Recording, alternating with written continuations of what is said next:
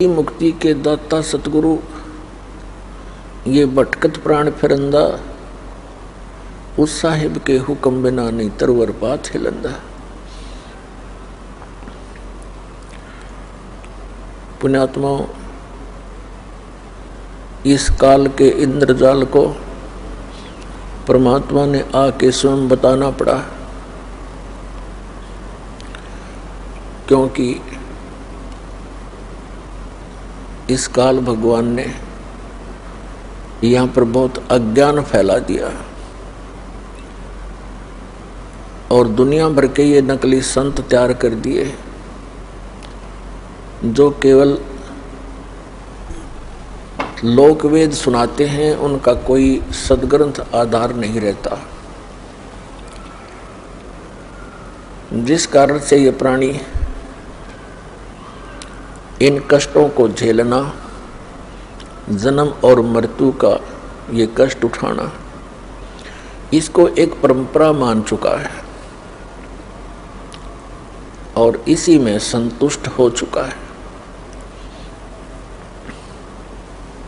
अधिकतर संतों का भी यही अपना विधान है कि जन्म मृत्यु ये तो होती ही रहेगी। परमेश्वर ने स्वयं आकर हमें जानकारी दी, वो हम सभी आत्माओं के सृजनहार हैं, वो हमारे परम पिता हैं, वो हमारे जनक हैं। कबीर भगवान, कबीर अल्लाह, कबीर जुलाहा, कबीर धानक जो काशी में बनारस में आए थे, ये स्वयं परमात्मा है, ये परम अक्षर ब्रह्म है, ये सत्य पुरुष है, यही अकाल मूर्त है, यही शब्द स्वरूपी राम है। अब अपने उस निज स्थान की जानकारी परमात्मा ने स्वयं आकर देनी पड़ती है, क्योंकि यहाँ का जो राजा है, यहाँ का जो मालिक है, स्वामी है, ईश है, ये काल है। इसको श्राप लगा हुआ है 1 लाख मानव शरीरधारी प्राणियों के सूक्ष्म शरीर को तपत शिला पर भून कर उससे निकले हुए गंध को खाता है। जीव मरता नहीं, लेकिन वहाँ पीड़ा बहुत होती है जब इसको तपतशिला पर डाला जाता है। तपतशिला एक बहुत बड़ी तई समझ लो, तई तवे होते हैं, बड़ी बड़ी तई होती हैं, भट्टियों पर रखते हैं। ऐसे एक पत्थर की सब अपने आप जल रही है और उसमें इतनी हीट है, इस प्राणी को वहाँ डाला जाता है सूक्ष्म शरीर में, तो ये बहुत बुरी तरह तड़पता है। इस प्राणी ने इस स्थूल शरीर के माध्यम से आजीवन जितने भी विकार किए हैं, जैसे भी दुर्व्यसन किए हैं, चटपटे आहार किए हैं, भोजन फल फ्रूट खाए हैं, इनका एक अंश सूक्ष्म शरीर के ऊपर लिप्त हो जाता है। अब आप देखते हो प्रत्येक प्राणी कोई ना कोई विकार कर ही रहा है। कोई सिगरेट पीता है, कोई भांग पीता है, कोई शराब पीता है। चटपटे आहार करना इस मन का एक स्वभाव है। ये मन उस काल का एजेंट है। काल तो साकार है, तो मन को भी काल ही समझो। और ये वो सब क्रियाएं कराता है जिनकी इसको आवश्यकता है, और साथ में इसका एक और उद्देश्य रहता है कि ये ऐसे कर्म ना कर ले ये प्राणी जिससे इसको पुनः मनुष्य जीवन शीघ्र मिल जावे। काल को भय बना रहता है कि जब इस प्राणी को मनुष्य शरीर होता है तो उस समय ही कोई ऊपर से शक्ति आती है परमात्मा की भेजी हुई, और वो यहाँ सबको ज्ञान देता है। मनुष्य जीवन में होंगे तो ये ज्ञान ग्रहण कर सकेंगे, अन्य पशु पक्षियों की योनियों में होंगे तो ये भटकते रहेंगे। फिर मानव शरीर प्राप्त प्राणियों को ये इतना भ्रमित करवा देता है कि जब वो समय आता है उस परमात्मा के यहाँ प्रकट होने का, या अपना कोई दास भेजता है अपना रिप्रेजेंटेटिव बना के, तो उस समय तक ये काल प्रत्येक मानव को अज्ञान से आंट देता है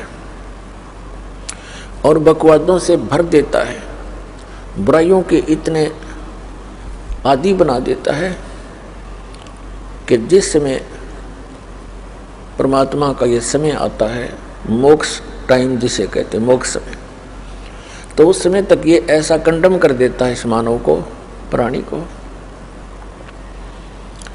या तो ये भक्ति चाहता नहीं, अन्य बकवादों में लगा रहता है, राजनीति में, बड़ी पोस्ट प्राप्त करने के लिए स्टडी में, और फिर सारा जीवन जोड़ के एक कोठी और करके 10-20 लाख रुपए बैंक में आप मर जाता है।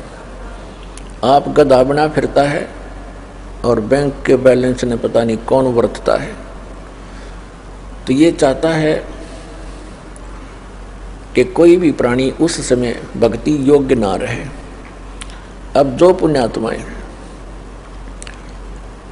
पिछले जन्म जन्मांतर से परमात्मा की भक्ति करते आ रहे हैं और उनको मनुष्य जीवन भी मिलता आ रहा है, कुछ एक ऐसे नियम हैं, कुछ ऐसी परमात्मा की भक्ति के कुछ अंक होते हैं, उनके कारण एक मानव को 10, 20, 50, 100 भी कंटिन्यूस मनुष्य जीवन मिल सकते हैं।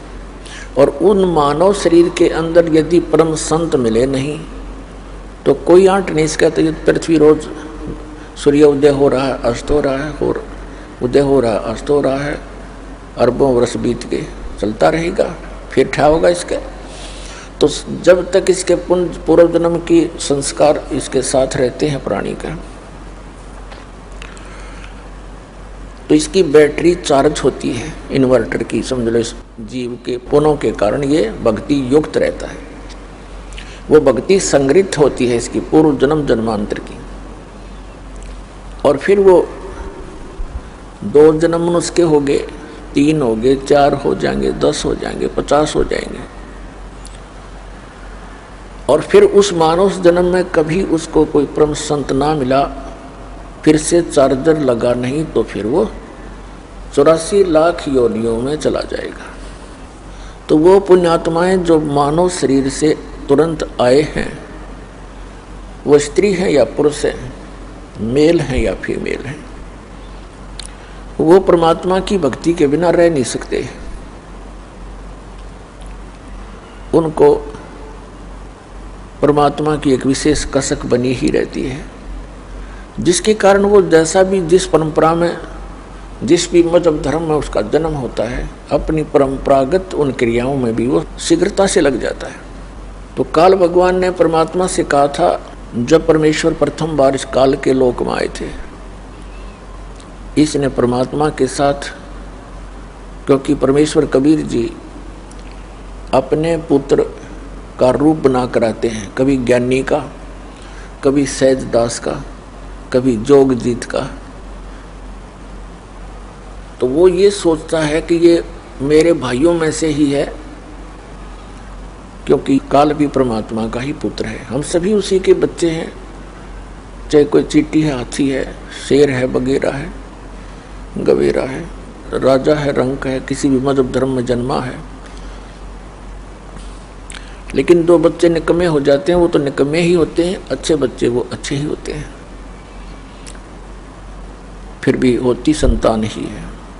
तो इस काल ने परमात्मा को अपना बड़ा भाई जानकर उसके साथ विरोध किया कि तू यहाँ कैसे आ गया जोगजीत। उसको ये भी डर रहता है कि हो सकता है कोई परमात्मा का संदेश लेकर आया हो, कोई आदेश हो। कहा तो आदेश है परमपिता का, पहले मुझे वो सुना और फिर तेरी पिटाई करूँगा मैं, क्योंकि मैंने तेरे से वहाँ प्रार्थना की थी कि मुझे इस लोक सतलोक से निकालना मत। तूने मेरी एक नहीं सुनी थी, मुझे वहाँ से निकाल दिया था। अब तू मेरे लोक में कैसे आ गया? अब मैं तुझे गढ़ूंगा। तब परमात्मा अपने पुत्र जोगजीत के रूप में खड़े थे। इससे कहा कि सुन ले आदेश परमपिता का, मैं क्या उद्देश्य लेकर आया हूँ। मैं नीचे तेरे संसार में जाऊंगा और परमात्मा की जानकारी कराऊंगा। तूने परमात्मा का नाम और निशान मिटा दिया, तू खुद भगवान बन बैठा नालायक, तने शर्म नहीं आती। इन भोली आत्माओं ने गलती की, तेरे ऊपर आसक्त होकर तेरे साथ आ गए, फिर ऐसी दुर्गति किया करते हैं। कोई गधा बना दिया, कोई गधी बना रखी, कोई कुत्ता, कोई सुअर, सुअरी गंद में लेट रहे हैं, क्या खा रहे हैं।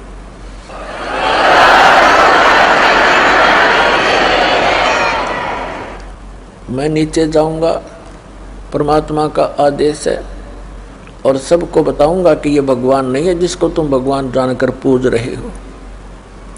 ये काल है, ये तुम्हें खाता है, तेरी पोल पाड़ काऊंगा।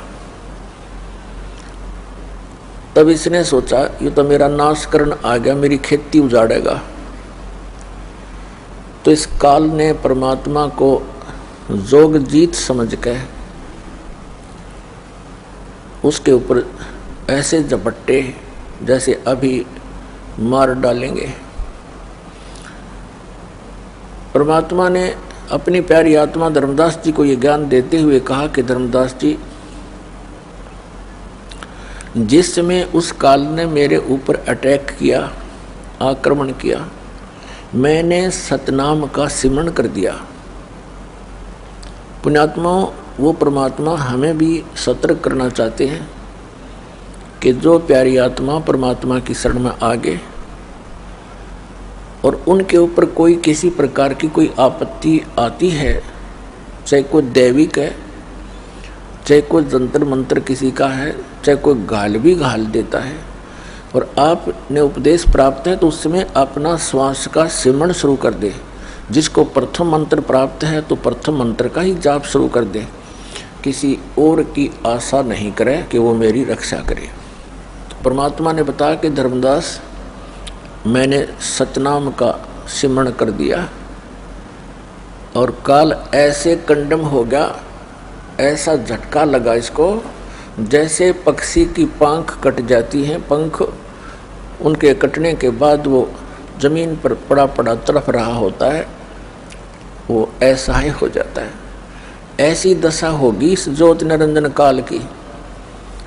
ये चापलूस है। पहले तो इसने सोचा था कि मैं इसको डरा धमका दूंगा, और फिर इसने पैर पकड़ लिए मेरे आकर। कबीर साहब कहते हैं कि इसने नीचे नीचे घिसट के और पैर पकड़ के रोने लग गया, कहने लगा, तो मेरा बड़ा भाई, मैं तेरा छोटा भाई। छोटे तो उत्पात किया करते हैं, बड़े तो अक्षमाही किया करते हैं। मैं तो आपको पिता के समान मानता हूँ, और आप तो उनके ही भेजे हुए आए हो, आप तो उन्हीं की शक्ति हो, मुझे अक्षमा कर दो। परमात्मा ने कहा ठीक है, क्षमा कर दिया तुझे। फिर चरण छोड़े नहीं और कहने लगा कि मेरे इस लोक में कुछ त्रुटि है, वो आवश्यकताएं मेरी पूरी कर दो। मैं आपका छोटा भाई हूँ, आप तो समर्थ हैं। बहुत घनी चापलूसी करी इसने।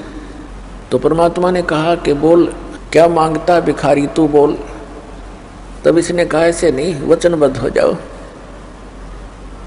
परमात्मा ने कहा कबीर जी ने, ठीक है, वचनबद्ध हो गया।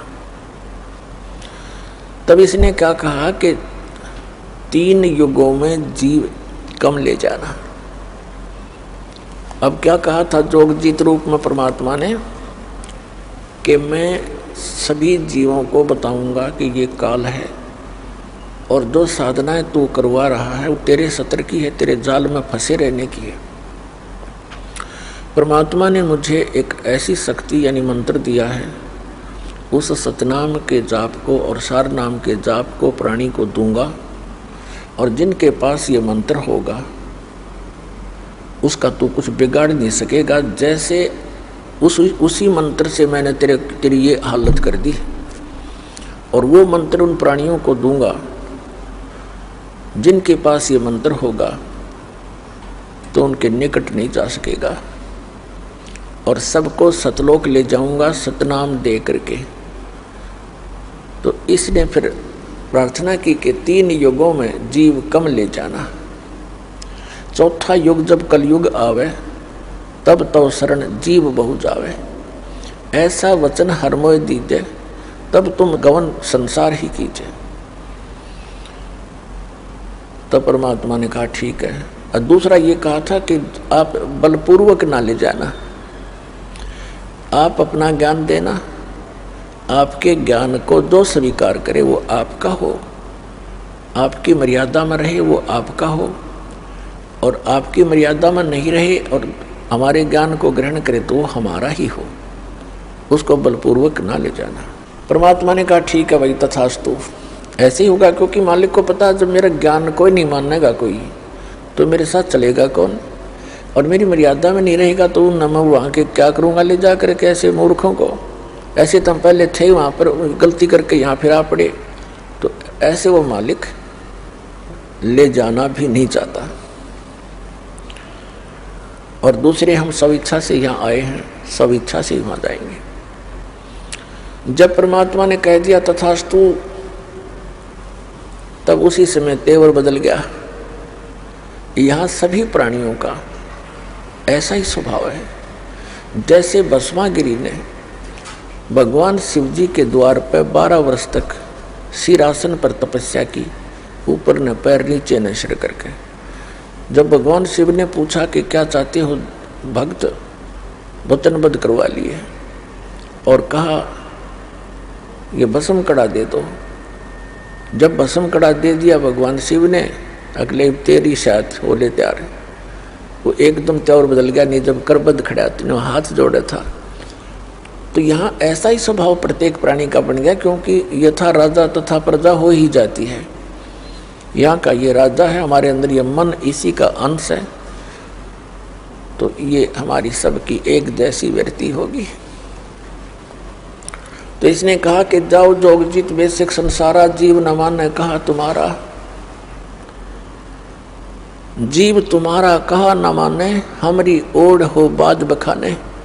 ऐसे रंग दूंगा इनको उल्टे ज्ञान से, ऐसा परिपूर्ण कर दूंगा, ठोक दूंगा, भर दूंगा इनको। जब तुम जाओगे चौथे युग में, कल युग में, तो उस समय तक तो ये भक्ति योग्य छोड़ दूंगा को नहीं इनको, या तो नास्तिक बना दूंगा या विकारी बना दूंगा, फिर अन्य पूजाओं पर लगा दूंगा अपने दूत भेज के। 12 पंथ करूं मैं साजा, नाम तुम्हारा ले करूं आवाजा। 12 पंथ नाम जो ले ही, सो हमारे मुख आन समोही। और अनेक पंथ चलाऊं, या विद जीवों को भरमाऊं। तीर्थ व्रत जप तप मन लाऊं, और देवी देवल धाम पुजवाऊं। ये नरे तीर्थ बनवा दिए, नरे धाम बनवा दिए, और ऐसा पाठ पढ़वा दिया नकली संतों, ऋषियों, महर्षियों, आचार्यों और शंकराचार्यों द्वारा कि तीर्थों की पूजा कर, धामों पर माथा टेक कर कल्याण हो जाएगा। अरे हमारे सदग्रंथ क्या बताते हैं, हमारा विधान क्या बताता है भगवान का? पवित्र चारों वेद, पवित्र श्रीमद् भगवद गीता, और पवित्र वो सच्चिदानंद घन ब्रह्म की वाणी, कबीर वाणी, ये विधान है परमात्मा का। तब परमात्मा ने कहा था जब कलयुग बीत जाएगा 5500 वर्ष, उस समय हम जाएंगे वहां पर, और तेरे सभी पंथों को मिटा करके एक बना दूंगा। मेरे बच्चों को जो तूने डिवाइड करवा दिया होगा उस समय, क्योंकि सतयुग त्रेता द्वापर तक अन्य कोई धर्म जब नहीं था। इस कलयुग के ये ज़्यादा से ज़्यादा 2-2.5 हजार वर्ष, अब जो आज से 2-2.5 हजार वर्ष उसके बाद ही हम विभाजित हो गए। लगभग 2520 वर्ष पूर्व हिंदू धर्म के प्रवर्तक आदि शंकराचार्य का जन्म होया, और 32 वर्ष वो रहा संसार में, फिर उसकी मृत्यु होगी। उसके बाद फिर 2012 वर्ष हो गए ईसा जी के जन्म को, 30 वर्ष की उम्र में उसकी मृत्यु हो गई थी, और लगभग 1400 वर्ष हो गए हैं इस मुसलमान धर्म को, हजरत मोहम्मद जी के जन्म को। और सिख धर्म जो है ये परमात्मा के कबीर जी जब प्रकट थे उसी समय नानक साहिब जी भी उनके समकालीन थे। अब इस काल ने हमें कैसे बिचला दिया। आदरणीय नानक साहिब जी ने कोई धर्म नहीं बनाया था, धार्मिकता को बढ़ाने के लिए पुण्य कर्म बढ़ाने की एक विधि बताई थी। और सिख का अर्थ शिष्य होता है, शागिर्द होता है। और फिर आगे चल के ऐसे प्रारूप बिगड़ ही जाता है। अब जैसे परम पूज्य कबीर परमेश्वर जी ने, कबीर कोई समुदाय नहीं बनाया उन्होंने, कबीर कोई धर्म नहीं बनाया, कबीर पंथ। पंथ का अर्थ होता है वो मार्ग जो कबीर परमेश्वर जी ने मार्गदर्शन किया भक्ति के विषय में, अध्यात्म के विषय में। और दो साधनाएं उन्होंने प्रमाणित किया कि इन साधनाओं से मोक्ष होगा। यदि हम उन्हीं साधनाओं को कर रहे हैं और परमात्मा के बताए मार्ग पर चल रहे हैं तो हम कबीर पंथी हैं, यानी कबीर जी के द्वारा दिए गए उस मार्ग पर चल रहे हैं। और यदि हम उस मार्ग पर नहीं चल रहे हैं, वही साधना नहीं कर रहे हैं, उसी तरह हम अपनी क्रियाएं नहीं कर रहे हैं, तो हम बेसिक कबीर पंथी कहलाते हैं। हमारा पंथ कबीर जी वाला नहीं है, हम विपरीत मार्ग पर चल रहे हैं, कह रहे हैं कबीर पंथी। तो कहने का भाव यह है कि काल ने अभी करना था सारा काम, इसने कलम तोड़ रखी है, उसके बाद ये बना दिया कि इतने संत ओहो। सभी भक्तों को सत साहिब, जल्दी से चैनल को सब्सक्राइब कर दीजिए। सतलोक स्पिरिचुअल फैक्ट्स। धन्यवाद। सत साहिब जी, सत साहिब।